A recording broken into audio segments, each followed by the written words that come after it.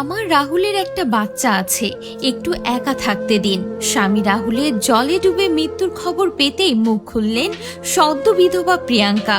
অভিনেতা রাহুল অরুণোদয় বন্দ্যোপাধ্যায়ের অকাল মৃত্যুতে শোকস্তব্ধ টলিউড।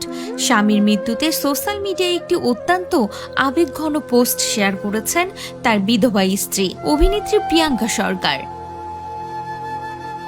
এই কঠিন সময়ে নিজেদের গোপনীয়তা এবং শোক প্রকাশের জায়গার অনুরোধ জানিয়েছেন তিনি। রাহুল এবং প্রিয়াঙ্কা টলিউডের এক সময়ের অন্যতম পাওয়ার কাপল। বিচ্ছেদের দোরগড়া থেকে ফিরে এসে একসঙ্গে আবার সংসার পেতেছিলেন চিরদিনই তুমি যে আমার জুটি।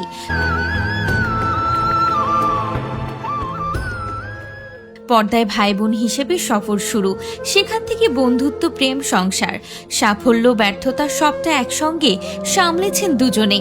বাবা মা হয়েছেন, সহজে দায়িত্ব ভাগ করে নিয়েছেন। রবিবার বিকালে প্রিয়াঙ্কাকে চিরতরে একা করে চলে গেলেন রাহুল। রাহুলের অকাল প্রয়াণ নিয়ে চারিদিকে হইচই, হাজারো প্রশ্ন। কলকাতায় রাহুলের বাড়ির নিচে মিডিয়ায় ক্যামেরার ভিড়, আলোর ঝলকানি। বেজে চলেছে প্রিয়াঙ্কা সরকারের ফোন। স্বামীর মৃত্যু সংবাদ কানে আসবার পর থেকে বিশ্বাসই করতে পারছেন না প্রিয়াঙ্কা। রাত গড়াতে অবশেষে মুখ খুললেন অভিনেত্রী। সোশ্যাল মিডিয়ায় এলো বার্তা।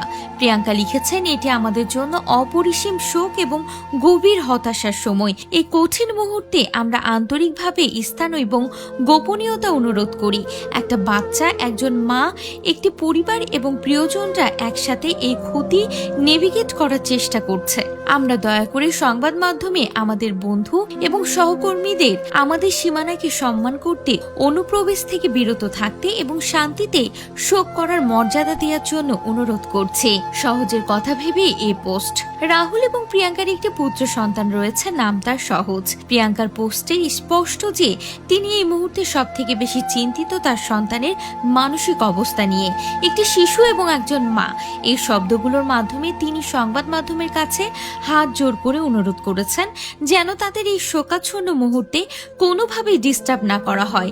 সুদীপ্তা চক্রবর্তী রাহুলের বাড়ি থেকে বেরিয়ে এসে জানান, কথা বলবার অবস্থায় নেই রাহুলের মা, কেঁদেই চলেছেন পুত্র শোকে। অন্যদিকে প্রিয়াঙ্কা ছেলে এবং শাশুড়ি মা দুজনকেই সামলাচ্ছেন।